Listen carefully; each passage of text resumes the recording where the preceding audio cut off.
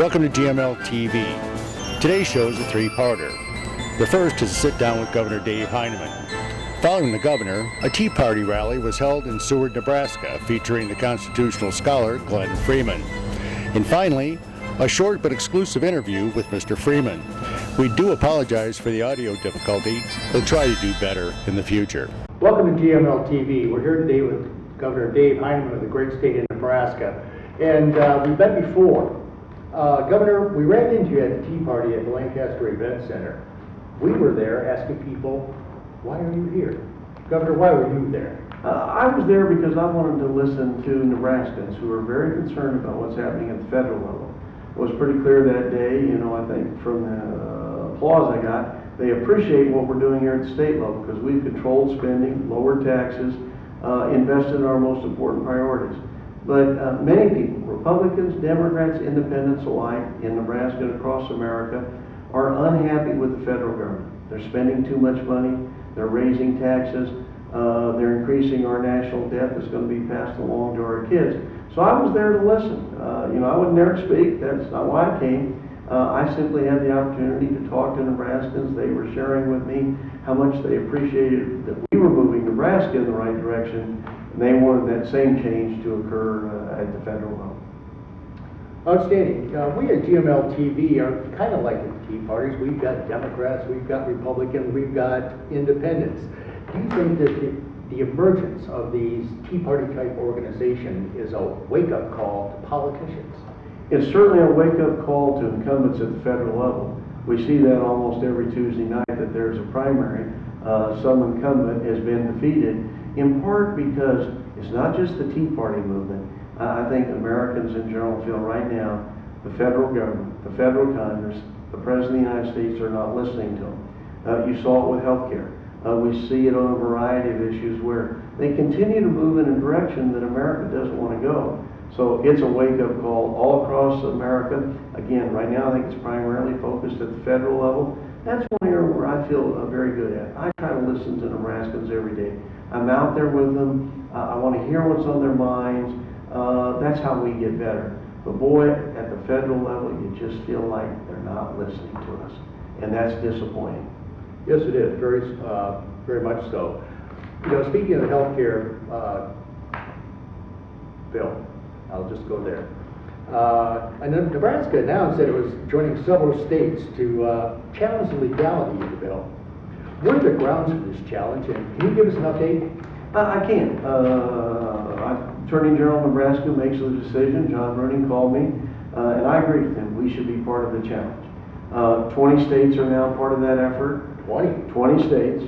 And it's really based on the fundamental principle that the federal government has never told the citizens of this country you have to buy a particular product.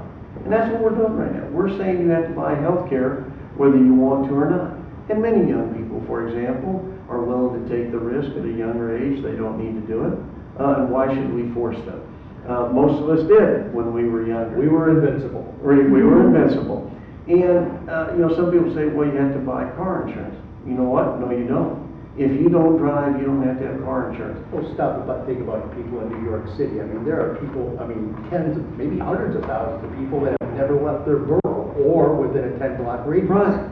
And so what we're saying is there's a constitutional issue here where the federal government has the right and the privilege, however you want to look at it, to force us to do something we don't want to do. We'll see what the outcome is.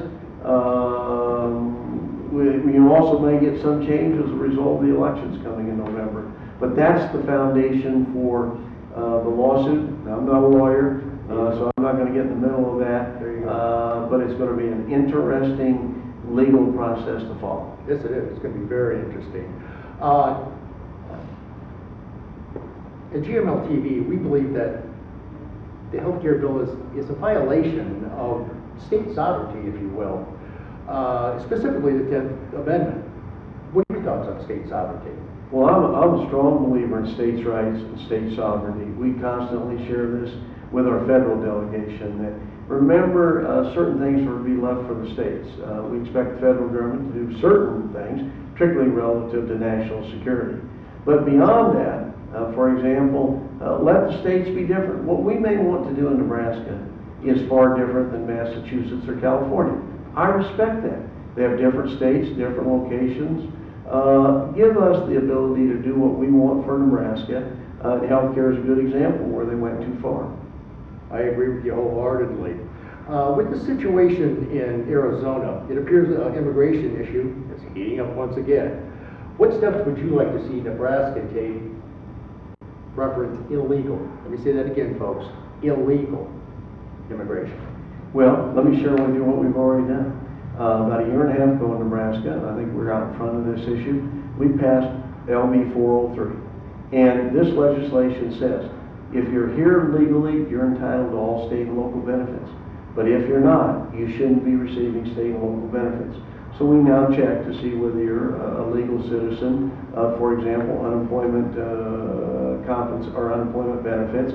And we've already saved over $250,000 first year we did this. It does make a difference. We are a compassionate country, the melting pot of the world. We welcome legal immigration. We support that. But when you do it illegally, that's not the route we should go down.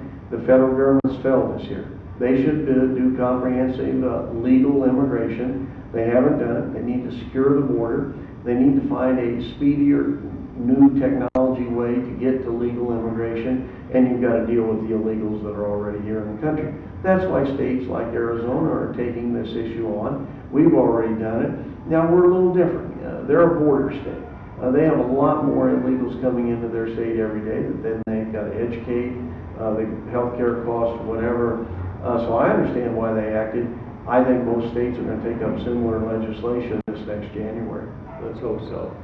During the healthcare debates, several of our friends at GML-TV and our workers and just regular folks tried to reach out to one of our Nebraska officials in Washington, D.C. with little or no success.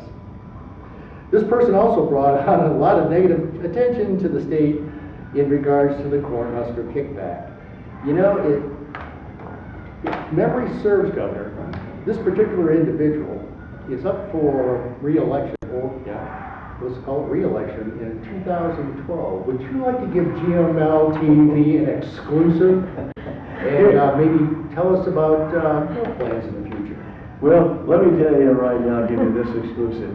I'm focused on 2010 to make sure I get reelected as governor. I think we're doing some good things for the state. I want to continue to do it. I believe I have one of the best jobs in America to be the governor of this state, and I want to continue to do that. However, the citizens of Nebraska are asking me to take a look at the Senate race. I'll do that at the appropriate time. I am very, very proud of our state. If you recall, when this whole Cornhusker kickback was going on, I stood up as governor and said, we don't want a special deal. You can keep your money and take it back. What we wanted to have happen is to be treated fairly and equally. We didn't support the Cornhusker kickback, the Louisiana Purchase, the Florida Gatorade, all of those provisions, because that wasn't the right thing to do. So I'm very proud of our citizens in that regard. I'll take a look at it, but I got to tell you, I love being the governor of this state because we're moving the state forward. I want to create more jobs for our young people in particular. That's a real good answer, Governor, but I'm going to press it just a little bit, folks. If and when you decide GML-TV would be honored to hear it first from you.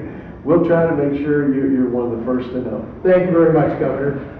Folks, Governor Dave Heineman, Nebraska. I'm W.A. Mitchell, America. Carry out.